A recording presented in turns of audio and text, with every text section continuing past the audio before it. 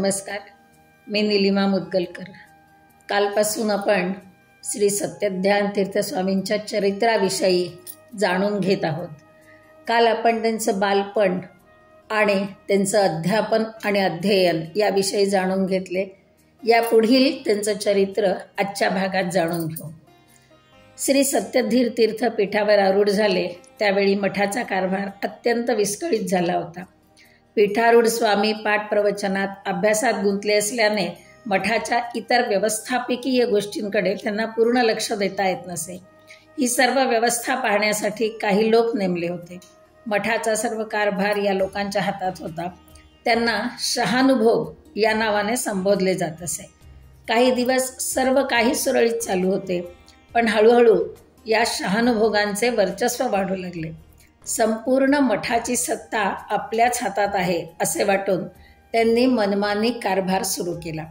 वास्तविक प्रत्येक निर्णय घेताना पीठाधीशाची परवानगी घेणे आवश्यक असले तरी त्यांनी पीठाधीशांना डावलून स्वतःच निर्णय घेणे सुरू केले. परिणामस्वरूप त्यांची अरेरावी वाढू लागली. लोकांबरोबरचे त्यांचे वर्तन उद्धटपणाचे होऊ लागले. एवढेच नाही तर शिष्यांबरोबर त्यांचे वर्तनही तसेच असे. आम्ही मालक आणि इतर आमचे नोकर हा विचार डोके वर काढू लागला होता.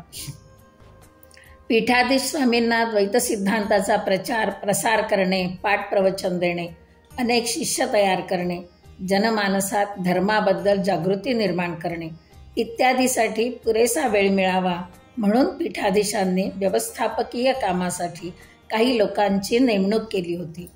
या व्यवस्थेमुळे काही काळ मठाच्या कामात सुसूत्रता आली. कारभार सुरळीत झाला. पण पुढे या शहानुभोगांनी आपल्यानंतर आपल्या मुलांनाच या कामावर नेमले आणि इथूनच घराणेशाहीचा उगम झाला. वर्षानुवर्षे ठराविक व्यक्तींच्या हाती सत्ता राहिल्याने त्यांचे वर्चस्व वाढले. संपूर्ण मठ आमचीच मालमत्ता आहे हा विचार त्यांच्या मनात दृढ होऊ लागला. अगदी स्वामींनी पण आमच्याच सांगण्याप्रमाणे वागले पाहिजे असे म्हणण्यापर्यंत त्यांची मजल गेली. ते स्वतःला मठाचे मालक आणि स्वामींना मठाचे पुजारी समजू लागले. मठात आलेले उत्पन्न ते स्वतःच्या मताप्रमाणे खर्च करू लागले. प्रत्येक कामावर त्यांनी स्वतःचीच माणसे नेमली. हे सर्व लोक स्वामींची आज्ञा डावलून स्वतःच्या मताप्रमाणे वागत असत. स्वामींनी त्यांच्या या वागण्याविरुद्ध त्यांना समज देण्याचा प्रयत्न केला तर स्वामींना संपवण्यापर्यंत त्यांची मजल गेली होती. सरकार दरबारी त्यांनी त्यांची दहशत पसरवली होती. एखाद्याने हिम्मत करून त्यांच्या विरुद्ध तक्रार देण्याचा प्रयत्न जरी केला तरी त्याला संपवण्याची भाषा ते करीत असत. श्री सत्यवीर तीर्थांच्या काळापासून मठाची ही अशीच परिस्थिती होती. श्री सत्यवीर तीर्थांच्याकडून संन्यास आश्रम स्वीकारून श्री जयरामाचार्य म्हणजेच सेतुरामांचे पिता म्हणजेच श्री सत्यधीर तीर्थ पीठारूढ झाले तेव्हाही मठाची अशीच स्थिती होती.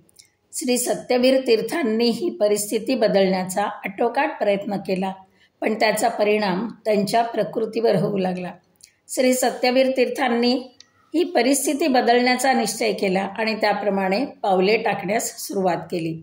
मठाची अपकीर्ती होण्यापासून आणि उत्तरादी मठाची परंपरा लुप्त होण्यापासून वाचण्यासाठी काही हालचाल करणे आवश्यक होते. खूप विचार करून श्री सत्यवीर तीर्थांनी काही निर्णय घेतले. अनेक ठिकाणी आपल्या विश्वासातली माणसे नेमण्यास सुरुवात केली. काही जुन्या लोकांना विश्वासात घेणे सुरू केले. अगदी सरकार दरबारी सुद्धा आपल्या विश्वासाची काही माणसे पेरून ठेवली आणि हे सर्व काम शहानुभोगांच्या लक्षात येणार नाही या पद्धतीने अगदी गुप्तपणे केले. सुरुवातीला ही गोष्ट शहानुभोगांच्या लक्षात आली नाही, पण जेव्हा लक्षात आली तेव्हापासून श्रीपादांच्या मध्ये आणि या शहानुभोगांच्या मध्ये संघर्ष सुरू झाला. शहानुभोगांनी स्वामींनाच संपवण्याचा कट रचला, पण त्या वेळेपर्यंत अत्यंत सावधपणे पावले उचलत स्वामींनी आपली माणसे पेरून ठेवली होती.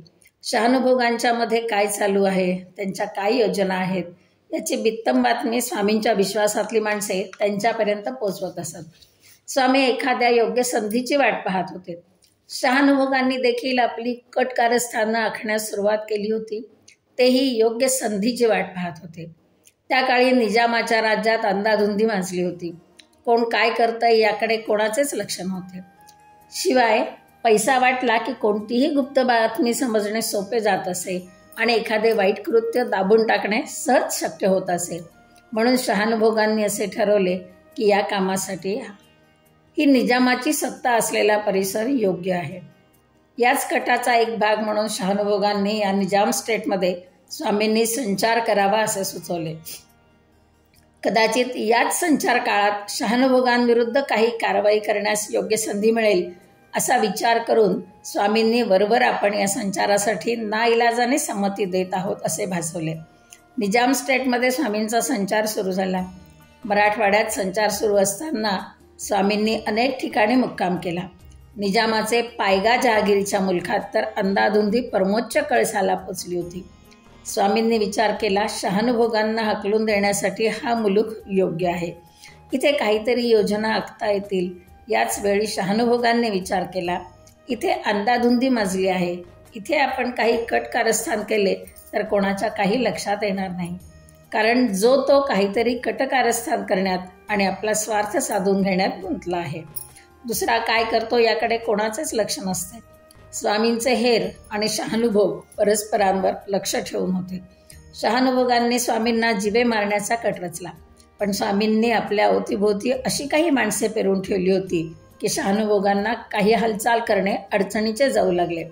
स्वामींचा स्वयंपाक करणारा माणूस सुद्धा अत्यंत विश्वासाचा आणि स्वामींप्रती अपार आदर असणारा असा होता. सर्वजण अगदी डोळ्यात तेल घालून स्वामींचे रक्षण करण्यात तत्पर होते. काहीतरी विपरीत घडणार असे सर्वांनाच वाटत होते, पण केव्हा आणि काय याचा अंदाज मात्र कोणालाच बांधता येत नव्हता. प्रत्येक जण आपल्या जागी शांत होता. शहानुभोगांकडे काही हालचाल झाल्याशिवाय आपण कोणतेही पाऊल उचलायचे नाही अशी स्वामींची आज्ञा होती. आज सकाळी उठल्यापासून स्वामी अस्वस्थ होते. काहीतरी विपरीत घडेल की काय असे त्यांना अंतःप्रेरणेने वाटू लागले. पण काही घडले तर त्याला तोंड कसे द्यायचे याची चिंता त्यांना लागली होती. शहानुभोग संख्येने जास्त, त्या मानाने आपल्या माणसांची संख्या कमी आहे. काही विपरीत घडले तर आपण शहानुभोगांचा सामना करू शकू का या विचाराने त्यांना ग्रासले. गावात स्वामींवर निष्ठा असलेले अनेक लोक होते. त्यांचे काही सहकार्य मिळते का बघावे असा विचार त्यांनी केला आणि आपल्या लोकांजवळ बोलून दाखवला. गावातील देशमुख वगैरे प्रतिष्ठित मंडळींबरोबर विचार विनिमय करून काय करता येईल याचा विचार सुरू झाला. गावातील लोक स्वामींना मदत करतील असा विचारही शहानुभोगांच्या मनात आला नाही. शहानुभोगांना वाटले, आपण आपल्या भागात जशी गुंडगिरी करतो तशीच इथे करू शकू. कारण पूर्वी त्यांनी तसे केलेही होते आणि कोणाला काहीच पत्ता लागला नव्हता. त्यामुळे शहानुभोग थोडे गाफीलच होते. स्वामी आणि त्यांचे विश्वासू सेवक मात्र अत्यंत सावध होते. रोज रात्री श्री मूलरामदेवांची पेटी आणि 2 विश्वासू सेवक सोबत घेऊन स्वामी एखाद्या बंदिस्त जागेत रात्र काढत. गावातील प्रमुख देशमुख यांच्या घरी दुसरे दिवशी पूजा असल्याने तयारी सुरू होती. पूर्वीच्या काळी घरे माळवदाची असत. खोलीत उजेडासाठी छतावर झरोके असत. रात्री त्यावर पत्रा टाकून झरोका झाकून ठेवत. अचानक मध्यरात्री झरोक्यावरील झाकण सरकवल्याचा आवाज झाला. स्वामी आणि त्यांचे सेवक सावध होतेच. क्षणात झरोक्याखालून सर्वजण बाजूला सरकले. तितक्यात झरोक्यातून 2 मोठी दगडे येऊन पडली. सेवकांनी क्षणाचाही विलंब न लावता खोलीबाहेर येऊन आरडाओरडा सुरू केला. चारी बाजूंनी मंडळी जमली आणि चारी दिशेला धावली. गावातील मंडळींना गल्लीतील कोपरानकोपरा माहीत होता. त्यामुळे मारेकऱ्यांना फार दूर जाता आले नाही. थोडा शोध घेताच ते मारेकरी हाती लागले. शहानुभोग काही विश्वासघातकी सेवकांना हाताशी धरून हे काम करीत होते.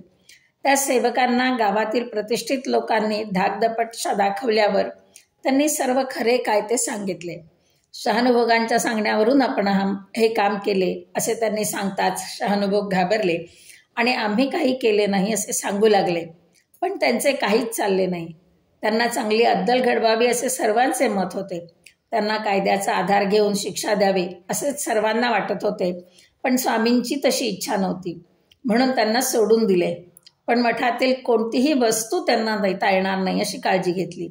तरीही काही लोकांना हाताशी धरून त्यांनी महत्त्वाची कागदपत्रे मात्र लांबवली आणि त्याच्याच आधारावर पुढे 40 वर्षे त्यांनी मठाला त्रास दिला.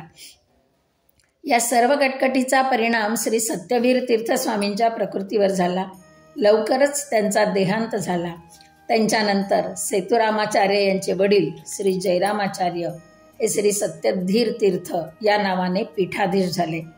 पुढे श्री सत्यधीर तीर्थ पीठावर आरूढ झाले त्यावेळी मठ अत्यंत बिकट परिस्थितीतून जात होता. सगळीकडे गैरव्यवस्था होती. शहानुभोगांचा त्रास कमी झाला नव्हता. या संपूर्ण परिस्थितीतून मठाला बाहेर काढण्याची जबाबदारी आचार्यवर्य म्हणून श्री सेतुरामाचार्यांवर येऊन पडली. परंतु आपल्या अपार बुद्धिमत्तेने, कुशल नेतृत्वाने आणि सजगपणाने त्यांनी मठाला या परिस्थितीतून लवकरच बाहेर काढले. मठाची जबाबदारी देखील आपण व्यवस्थितपणे सांभाळू शकतो. कोणत्याही प्रसंगातून योग्य मार्ग काढून मठाला एक प्रतिष्ठा प्राप्त करून देऊ शकतो असा आत्मविश्वास आल्यावर सेतुरामाचार्य विचार करू लागले. केवळ मठाचे व्यवस्थापन बघणे एवढेच एक कार्य आपणास करावयाचे नाही. आपले वडील मठाधीश आहेत. कदाचित भविष्यकाळात आपल्याला ती जबाबदारी पार पाडावी लागू शकते, पण यासाठी योग्य विद्वत्ता असावी लागते. वादविवादात अग्रेसर असावे लागते. अनेक शास्त्रात प्रावीण्य मिळवावे लागते. कारण मठाधिपतीला द्वैत वेदांताचा प्रसार हे मुख्य कर्तव्य मानावे लागते. अतिशय परखडपणे अद्वैत मताचे खंडन करता आले पाहिजे. हे सामर्थ्य या पीठावर आरूढ होणाऱ्या प्रत्येकात असले पाहिजे आणि आजपर्यंत या पीठावर असणाऱ्यांनी ते सिद्धही केले आहे. म्हणून केवळ मठाची लौकिक प्रगती योग्य असून उपयोगी नाही, तर शास्त्रप्रवीणताही मिळविली पाहिजे असे त्यांना वाटले. त्या दृष्टीने पावले टाकण्यास त्यांनी सुरुवात केली. उत्तरादी मठात अनेक प्रकांड पंडित होते. त्यांच्याबरोबर वादविवाद करण्यासाठी आचार्यवर्य अनेक इतर मताच्या पंडितांनाही पाचारण करीत असत. या वादविवादात ते स्वतःही सहभागी होत. त्यांचे अविरतपणे अध्ययन अध्यापन चालूच होते. त्यात आळस केलेला त्यांना अजिबात चालत नसे. आचार्यवर्यांनी आपले बुद्धिमत्तेने आणि कार्यकुशलतेमुळे मठाचा कारभार योग्य मार्गावर आणला. त्यासाठी अखंड सावधानता बाळगून त्यांनी कार्य केले. आपली विश्वासू माणसे सगळीकडे नेमली. प्रत्येकजण योग्य रीतीने काम करत आहे ना हे अत्यंत सजगतेने बघत असत. मठाची आर्थिक घडी नीट बसविण्यासाठी सर्वप्रथम त्यांनी शहानुभोगांच्या कारकिर्दीत मठाला झालेले कर्ज फेडण्यास सुरुवात केली. लवकरात लवकर कर्जमुक्त होण्यासाठी प्रयत्न केले. मठाची प्रतिष्ठा कशी वाढेल याकडे लक्ष देण्यास सुरुवात केली. मठाची प्रतिष्ठा वाढावी यासाठी त्यांनी आणखी एक फार मोठा बदल घडवून आणला. शहानुभोगांच्या काळात मठातील शिष्यवर्गाला दुय्यम प्रकारची वागणूक मिळत होती. शिष्यवर्गाविषयी बेफिकीर वृत्ती होती. कोणत्याही मठीय सेवकांनी अगदी सामान्यातला सामान्य शिष्याचाही अपमान केलेला चालणार नाही असे घडलेले समजले तर त्याला क्षमा केली जाणार नाही हे सर्व सेवक वर्गाला सांगितले. जर कोणी असे केले किंवा करण्याचा प्रयत्न केला असे समजले तरी त्याच्यावर कठोर कारवाई केली जाईल ही गोष्ट निक्षून सांगितली. आचार्यवर्यांच्या कडक शिस्तीचा परिणाम म्हणून मठातील सर्वांचेच वर्तन हळूहळू सुधारू लागले. आता मठाची आर्थिक गडीही नीट बसू लागली होती. मठ आर्थिक बोजातून मुक्त होत होता.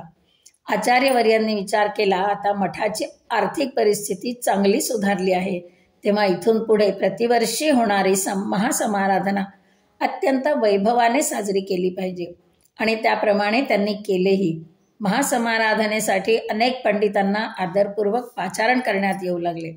त्यांच्यात शास्त्रचर्चा घडू लागल्या. उत्तरादी मठाच्या परंपरेला याचा एक फायदा झाला. तो असा की मठातून वादविवादात अत्यंत प्रवीण असा अभ्यासू पंडित वर्ग तयार होऊ लागला. याच वेळी त्यांचे स्वतःचे अध्ययन अध्यापनही निरंतर चालूच होते. मठाची व्यवस्था आणि स्वतःचे अध्ययन अध्यापन या दोन्ही गोष्टी आचार्यवर्य अत्यंत कुशलतेने कसे करतात असा प्रश्न अनेकांना पडत असे. वेळेचे आणि कामाचे नियोजन कौशल्य यात त्यांचा हात कोणी धरू शकत नसे.